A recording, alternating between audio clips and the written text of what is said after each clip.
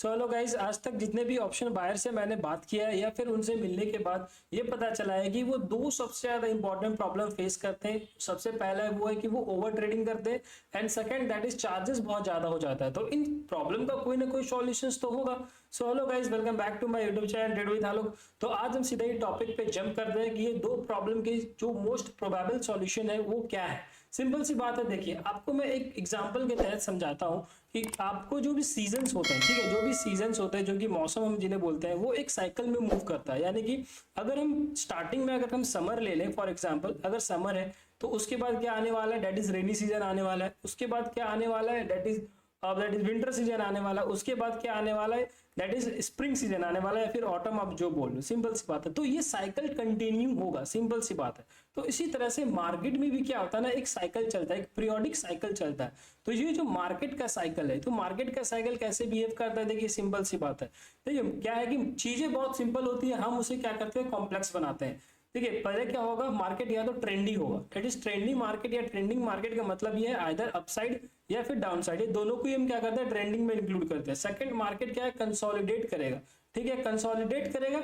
या फिर क्या होगा, दैट इज हम लोग बोल सकते हैं कि एक कंसोलिडेशन का फेज चलता है मार्केट में, ठीक है, साइडवेज जिसे बोलते हैं। फिर या तो फिर मार्केट यहाँ पे क्या हो सकता है, दैट इज वोलेटाइल हो सकता है, ठीक है। ये मार्केट क्या करता है, इस सारी चीजों को क्या है, इस सारे साइकिल को रिपीट करता है मार्केट।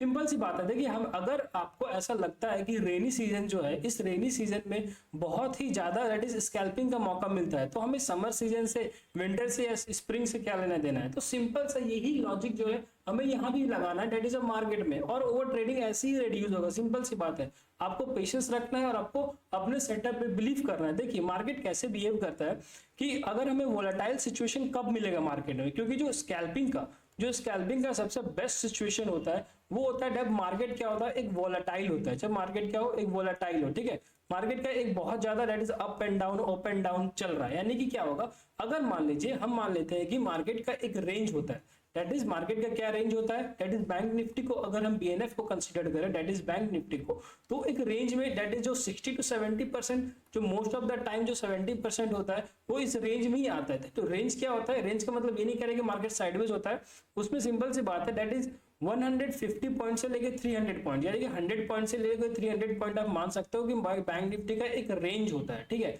अगर मार्केट इस रेंज को ब्रेक करता है, ठीक है, यानी कि इस रेंज को ब्रेक करने का मतलब क्या है, या तो मार्केट 400 प्लस पॉइंट मूव कर जाए, या फिर मार्केट 500, 600, 1000 पॉइंट मूव करे। जब कभी भी ऐसा कंडीशन हो मार्केट में, देन उस कंडीशन में आपको क्या करना है, उसका नेक्स्ट डे, मान लेते हैं कि आज ट्यूसडे है, ठीक है, और ट्यूसडे को मार्केट क्या किया है, दैट इज 800 पॉइंट्स मूव कर गया या फिर 500 पॉइंट्स मूव कर गया, ठीक है।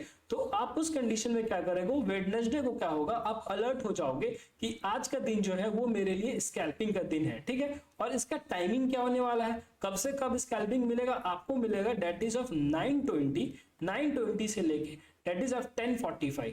ये बेस्ट टाइम होता है स्कैल्पिंग करने का। और कितने ट्रेड्स लेने हैं आपको, ट्रेड्स, नंबर ऑफ ट्रेड्स कितने होने चाहिए, नंबर ऑफ ट्रेड्स अपने आप को 3 मौका दो कम से कम, ठीक है, 3 ट्रेड्स या फिर 4, मैक्स टू मैक्स 4, 3 मौका बेस्ट होता है कि अगर आप यहाँ पे ट्रेड कर रहे हो, 3 मौका मिल रहा है आपको, या तो प्रॉफिट लॉस या तीनों प्रॉफिट, की प्रोबेबिलिटी आप वहां पे डिस्कस कर सकते हो अपने साथ, जो आपका प्रोबेबल सॉल्यूशन निकलेगा। सिंपल सी बात है।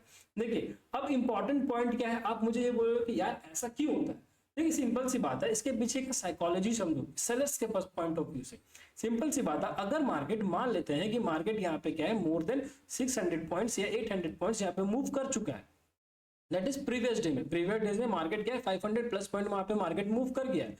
तो होगा क्या, at the end of the day जब मार्केट 300 दैट इज 3 पीएम से लेके 320 पीएम में, इसमें क्या होगा, जितने भी रिटेल ट्रेडर्स हैं, जो न्यू रिटेल ट्रेडर्स है ना, वो क्या करेंगे, यहाँ पे कॉल को होल्ड करेंगे। सिंपल सी बात है, वो कॉल को होल्ड करके ले जाएंगे। उनका पर्सपेक्टिव ये होगा कि अगर मार्केट आज 600 पॉइंट गया है, यार कल तो कम से कम 400 पॉइंट तो गैप अप खुलना चाहिए, या फिर 200 पॉइंट भी गैप अप खुल जाए तो मेरा काम बन जाए। लेकिन मार्केट ऐसा नहीं करेगा।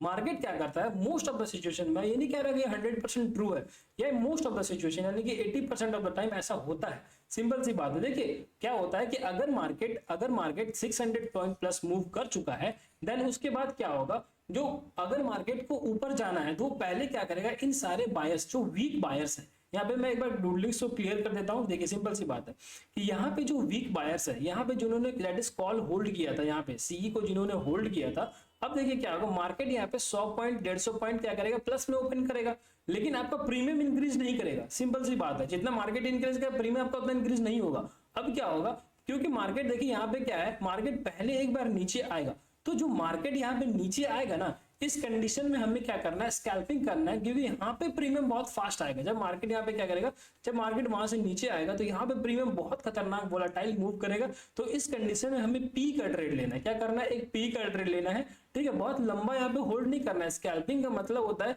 कि आप मार्केट में डेट इज 1 मिनट, बहुत हो गया तो 2 मिनट 3 मिनट के लिए आप मार्केट में हो, डेट इज या तो 5 से 10 पॉइंट का आप क्या कर लो, एसएल ले लो, या फिर आप क्या कर लो वहां पे, डेट इज अगर आप बैंक निफ्टी में ट्रेड करें तो 10 पॉइंट का एसएल रख सकते हो, 10 to 15 पॉइंट का scalping, that is of scalping में, ठीक है। सिंपल सी बात है। एंड उसके बाद आप टारगेट यहाँ पे 20 to 25 पॉइंट्स का आप टारगेट रख सकते हो, मैक्स टू मैक्स। ये सिंपल सी बात है, ठीक है। अगर देखिए, और आपको कितने टाइम फ्रेम में ट्रेड करना है, टाइम फ्रेम वहां पे क्या होना चाहिए, देखिए बहुत लोग क्या कर देते हैं ना, दैट इज स्कैल्पिंग को, that is 5 minute to 15, 5 minutes में क्या होता है, जब 5 मिनट बेस्ट टाइम फ्रेम है यूज करने का।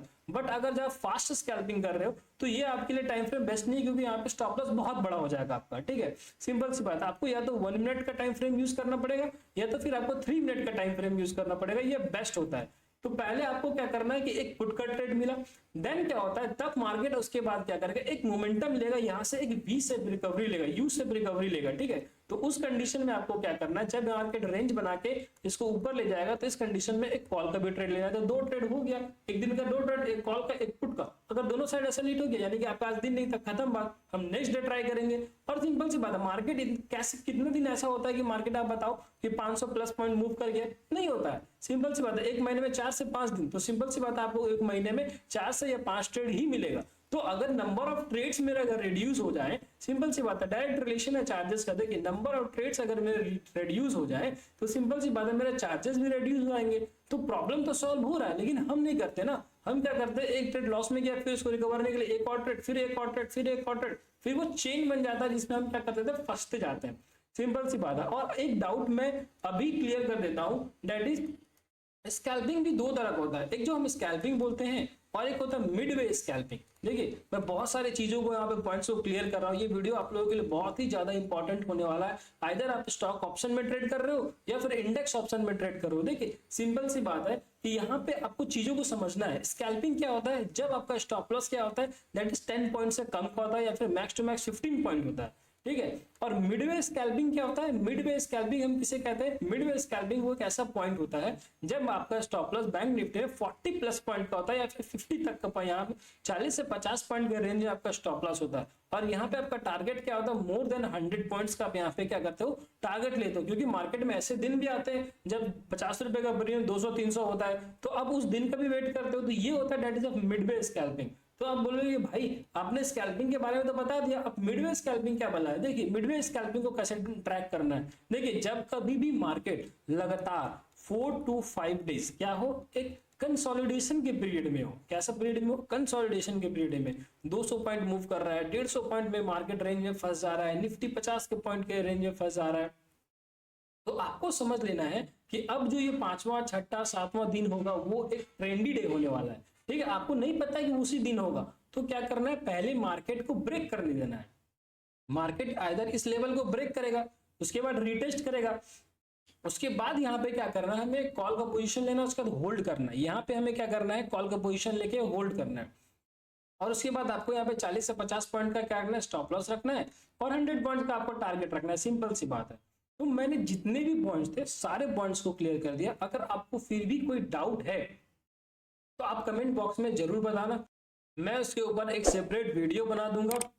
अगर आपको ये वीडियो अच्छा लगा तो मेरे चैनल को सब्सक्राइब करें, वीडियो को लाइक करें, शेयर करें। मिलते हैं नेक्स्ट वीडियो में, तब तक के लिए जय श्री राम।